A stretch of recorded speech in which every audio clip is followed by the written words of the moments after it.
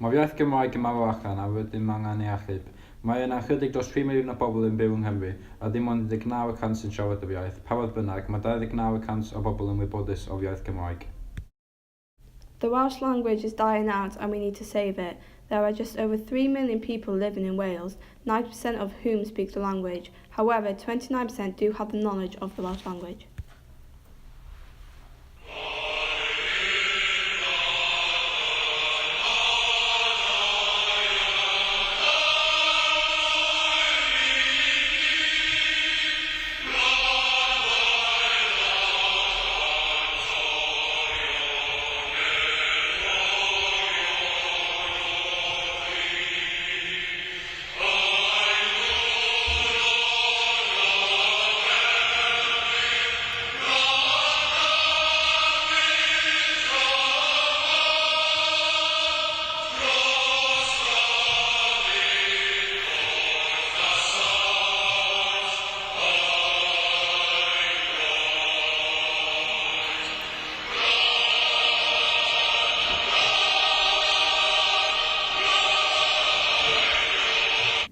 Dros y blynyddoedd mae'r iaith Cymraeg wedi bod trwy llawer, ond da ni dal yn mwynhau siarad yr iaith.